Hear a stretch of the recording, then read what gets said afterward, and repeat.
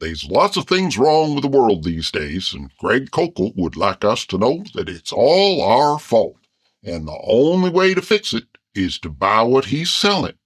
And even then, you ain't going to get what you's paid for until after you die.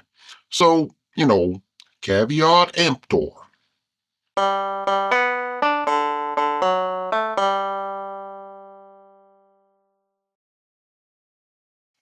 Hey there, folks. Bertram the Barely Bearable Atheist here, continuing our series on Greg Kokel's book, Tactics.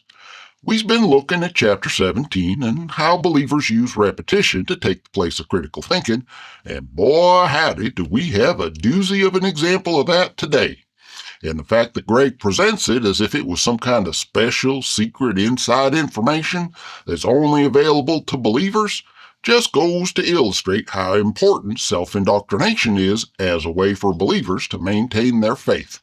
It's all about filtering everything through a Christian worldview, rewriting stuff as necessary to turn it into support for the gospel, even if that means telling other folks that you know better than they do what they's actually thinking, as well as generally getting things backwards. And believe it or not, it actually gets worse than that, as we's about to see when Greg talks about justice. Quote, "Each of us longs for justice. We speak of it often, especially when we have suffered injustice. That is the inside revealing itself on the outside again. Justice is not ultimately satisfied in this life, though. It is satisfied in the next." End quote. And this ain't just false, it's downright toxic. But let's look at it a piece at a time. Everybody longs for justice? Horse apples. Granted, we wants good things for ourselves, especially when we feel like we's entitled to it, and if somebody does something that harms us in some way, we wants to be sure they ain't likely to do it again. We may even want revenge, which ain't quite the same as justice. Justice is a social construct that we've worked out from our accumulated experiences as a society in order to promote the goal of everybody getting along with each other. But it just ain't true that everybody wants that. Some folks, like Donald Trump and Elon Musk, wants the exact opposite of justice. They want to take for themselves whatever they want and to heck with everybody else. They want to get away with lying and stealing and doing nasty stuff to anybody who makes them mad, and they don't want nobody holding them accountable. What Greg calls a longing for justice is the simple, common-sense recognition that the only way for us all to get along in a civilized society is for there to be standards of what is and is not appropriate behavior, along with some means of enforcing those standards. This ain't some kind of secret inside information telling believers that they was divinely created by some kind of invisible deity who's going to guarantee that they get everything they want, eventually. No, it's just a practical social concern. Greg is making a logical leap from the fact that there's pragmatic constraints on social behavior to the conclusion that there's an invisible being speaking to our hearts telling us what we ought to want. And the only thing that makes that sound remotely plausible to anybody is the fact that believers keeps on repeating stuff like this to themselves in order to reinforce their faith. And that's a bad sign. If your faith had a solid basis in reality, you wouldn't need to resort to silly non sequiturs to try and validate it. But Greg somehow can't seem to escape this desperate desire to make his religious opinions sound convincing, so he'll take any argument he can get, regardless of how ridiculous it might be, and he'll repeat it to try and convince other believers who's just as desperate as he is. But this is worse than just a bad argument. Notice he says that justice can only be satisfied in the next life. Now that's the kind of thinking that inspired Karl Marx to call religion the opiate of the masses. And you may or may not care for Karl Marx, but he's got a point here. If you can convince folks that it's hopeless to expect justice in this life, you can get them to put up with a whole lot of injustice. And that's a bad thing. The only justice there is the justice we apply now, in this life. We don't get pie in the sky by and by. We either do it now or it don't happen. And if we ain't willing to fight for it when we got the chance, then shame on us. The bad guys will get away with their crimes, and it's our fault for not bringing them to justice. One of the biggest weaknesses in American culture is the expectation that a happy ending is inevitable and that someone will save us. We see Trump leading America into outright fascism, complete with abducting folks off the streets and sending them to secret prisons where conditions is comparable to some of the worst concentration camps. And we say, how come the Democrats ain't doing more to stop him? We sit back expecting somebody else to fix the problem. And meanwhile, fascism prospers. That's the kind of do-nothing fatalism that Greg is promoting with this notion that justice can't be satisfied in this life. Just lie back and let things take their course, and someday God will make everything all right without any of us needing to do anything about it. And our opportunity to achieve real justice when it matters just slips away. And that suits folks like Trump just fine. He's happy to claim to be a Christian and to tell Christians how much he loves them and how he's doing God's work so they should support him. And folks like Greg is lapping it up. Okay, so maybe Trump's doing certain things that's hard to think up excuses for. That's okay. God will make it all turn out okay in the end. Just be passive and let Trump do what he wants. And if you ever do wake up and realize what's actually going on, well, justice ain't ultimately satisfied in this life anyway. Just blame it all on the woke folks somehow and go back to hoping for the rapture. And how does justice ultimately get satisfied? Well, Greg is fixing to tell us. Quote, at the end of the Bible, we find a dark passage, Revelation 20. It tells of the final event of history as we know it, a great trial on a great stand before a judge. The books of death are opened, each of our moral lives laid bare for all mankind to see. End quote. And you might think that since this is supposed to be the ultimate satisfaction of our desire for justice, this would be a judgment where folks is judged according to what they done in life, with good deeds being rewarded and bad deeds being punished. According to Greg, though, you'd be wrong. There's a reason why he uses the phrase, the books of death. It's 'cause everybody is guilty. And not just generally guilty, they so guilty they all deserves to be condemned to eternal conscious torment. And he's right, that is pretty dark. But he's going to use selective omission to make it sound like there's a ray of light amidst the darkness. Quote, there is something else, though. I did not leave the students at Berkeley in despair, abandoned under the weight of their own guilt. Culpability we all shoulder, blame we all share. The answer to guilt is not denial, I told them. That's relativism.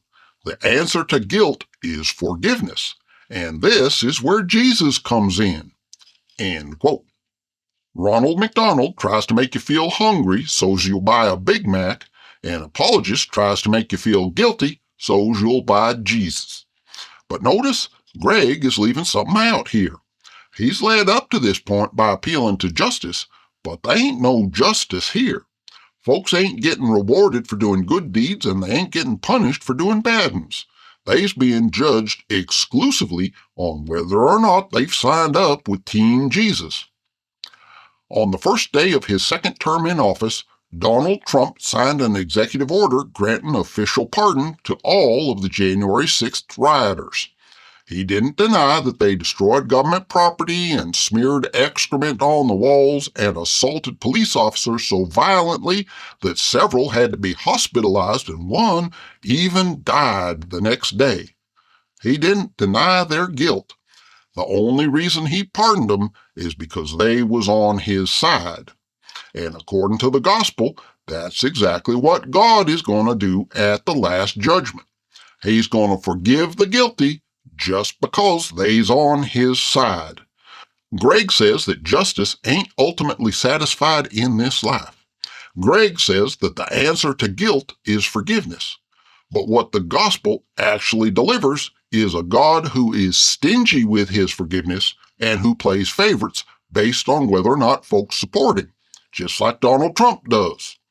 Anyways, Greg launches into the usual evangelical sales pitch about, ain't Jesus wonderful? He's so great we don't even really deserve him.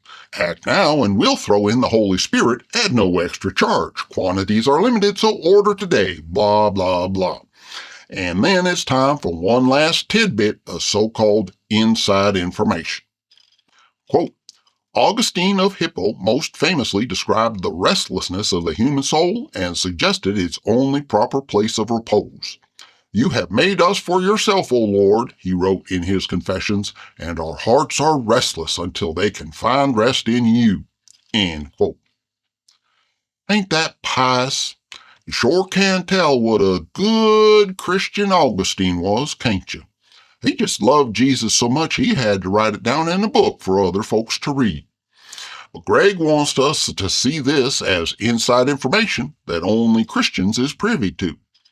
Quote, I think it is safe to say that this restlessness, this sense of longing, this ineffable yearning to be filled, or maybe yearning to be fixed, is a universal human affliction, a malady that has nothing to do with our natural appetites, since satisfying them never sates the hunger of our hearts. End quote. Now, having been previously a born-again, Bible-believing evangelical Christian for the first few decades of my adult life, I can tell you that Jesus don't satisfy this longing neither. Not for long, anyways. You can go to church and hear an inspiring sermon and sing some uplifting hymns and enjoy the fellowship of like-minded believers for a few hours on Sunday morning, and you can come away feeling satisfied and content, just like secular folks can experience the same contentment from enjoying secular forms of entertainment. Like everything else in life, it's ephemeral, which is why he has to go back week after week to repeat the experience and reinforce the notion that Jesus is satisfying the inner longings of your heart somehow. But once he's back in the real world again, you still have the same root causes for your discontent, so it all comes back to you. And I want to talk about them root causes for a minute. What is it that actually causes our so-called yearning for satisfaction? Well, for one thing, that's part of what makes folks human. You want something you ain't got, and that motivates you to go out and try and get it. You puts in the time and effort to educate yourself because you got a yearning for learning. You want food and shelter and clothes, so you puts out the effort to get a job. You gets bored, so you expend the effort to find something interesting to do. Unfulfilled desires is what motivates all human actions. It ain't merely normal for folks to have unfulfilled desires, it's essential. If and we was ever completely satisfied, we wouldn't do nothing. We'd be inert and useless. Everything worth doing is worth it because it fulfills some unsatisfied desire. And that's the way it ought to be. But there's more to the story than that, sad to say. There's more to human discontent than just unsatisfied desire, at least for most folks. There's also a grim sense of futility and frustration, and that comes from the kind of society we's building for ourselves. See, Western civilization right now is founded on an almost religious devotion to capitalism, and under capitalism, labor is classified as an expense. Employee benefits is classified as an expense. Even time off is classified as an expense.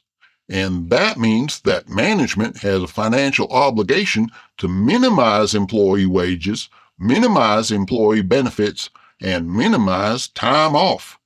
To maximize profits for the corporation, you has to exploit your workers to the maximum extent possible. And then, once you squeezed every drop of profit you can out of their labor, you take them profits and hand them all over to a bunch of wealthy shareholders who didn't do any of the work. And that ain't necessarily because your boss is a bad person, although some of them probably is. It's baked into the system. Even a good boss has a certain role to play in exploiting the workers and transferring the profits to folks that's getting richer and richer without doing any of the work. And that's frustrating, But you can't complain about it, or else folks will call you a socialist and accuse you of trying to start a class war. You has to hold on to the American dream that says, if you works hard, you'll get rich. Even though the reality is that your hard work is making it so someone else can get rich without working.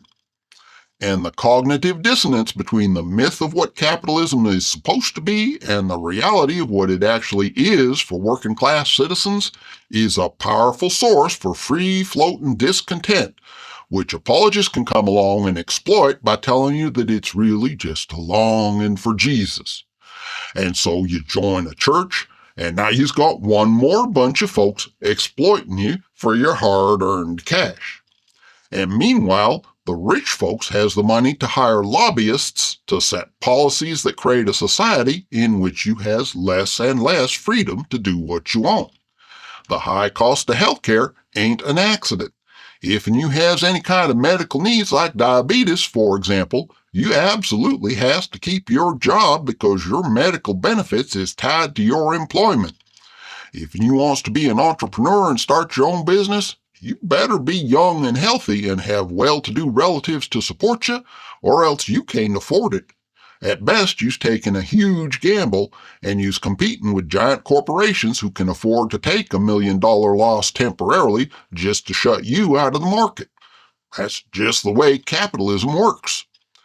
And if you's more towards the minimum wage segment of the workforce, you's likely got more than one job just to pay the cost of your rent. So forget going to college to learn a trade that pays better. You ain't even got time to go interview at other jobs. And that suits the wealthy corporations just fine because that means they has a cheap labor force that's effectively locked in to staying where they is. Who's going to be happy and content with a life like that? Of course lots of folks is going to have what Greg calls an ineffable yearning. Our entire economy is rigged against working class folks, and they suffering the injustice of it. But Christianity tells them to just wait. We ain't gonna have ultimate justice in this life, but just endure it and let Jesus be the temporary satisfaction of your earthly discontent and maintain the status quo, which suits the greedy capitalists just fine. Have you noticed how much more popular Christianity is among poor folks than it is among folks that's well-to-do and living off the labor of others? The folks at the top of the pyramid scheme is loving their life because they don't need to go through all the frustrations and exhaustions of the working folks.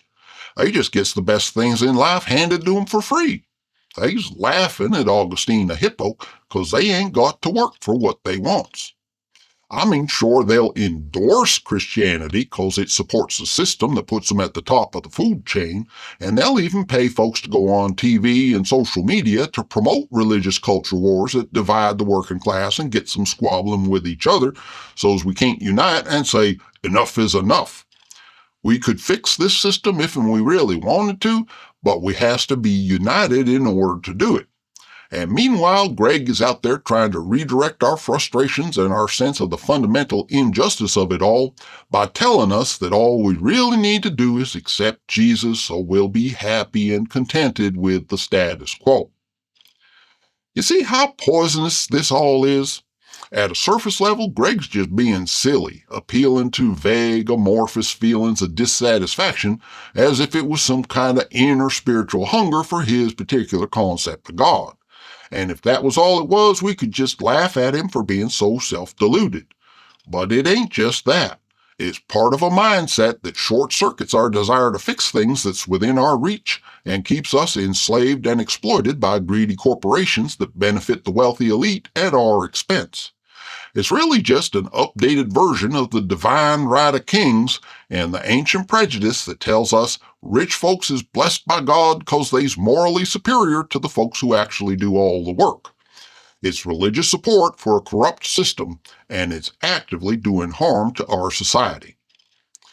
Greg concludes chapter 17 with a long sermon about how we each supposedly knows that we's broken and inferior, and for working class folks that's going to fit right in with the popular prejudice that they's morally inferior somehow, blaming the victim for their own exploitation. In theory, it's supposed to apply to rich folks too, but let's face it, they ain't going to buy it at more than a superficial level. Why should they? They knows they's on top, and they's convinced they deserve to be there. It's the folks who they's taking advantage of who's going to buy this kind of internalization of their own oppression. But there's a carrot to go along with this stick, because Greg also argues that each of us knows we's destined for something better. Quote, "What else does this craving and this helplessness proclaim," wrote Blaise Pascal, "but that there was once in man a true happiness of which all that now remains is the empty print and trace." End quote. And of course, if and you want something, that's enough all by itself to prove not only that it exists, but that you're supposed to get it. And according to Greg, Jesus is going to give it to you. Not now, of course. First, you got to spend your entire life maintaining a corrupt status quo, and then after you's dead, you'll finally get what you've been wanting. And atheism, as Greg explains at great length, don't make you promises like that. Well, from where I'm sitting, the fact that atheism don't make empty promises in support of a corrupt system is a feature, not a bug. Greg can rant all he wants about how atheism supposedly don't provide any way to appreciate beauty and meaning and purpose and whatever, and technically he's right. Not believing in God is like not believing in Santa Claus. It ain't a worldview and it ain't a source for values. But that don't mean they ain't other secular sources. And that's pretty much it for Chapter 17. A lot of wishful thinking, a lot of self-indoctrination, a lot of encouraging folks to force things to fit a Christian worldview, even if it means telling other folks you know what they's thinking better than they do. But actual substantive content, not so much. Chapter 17 is a pep talk designed to fool believers into thinking they have secret information and that everybody else is basically actually Christians deep down and just need somebody to tell them so. And it'd all be silly self-delusion if it weren't so dang toxic. And I'm sure there's lots more that could be said, but that's going to about do it for me for today. Next time, Chapter 18, a smorgasbord of what Greg calls mini tactics, or in other words, little rhetorical tricks you can use on folks to supposedly gain the upper hand in conversations. He saved them for last, but I can pretty much guarantee you they ain't going to be his best. Meanwhile, thanks for watching, and please be kind wherever possible.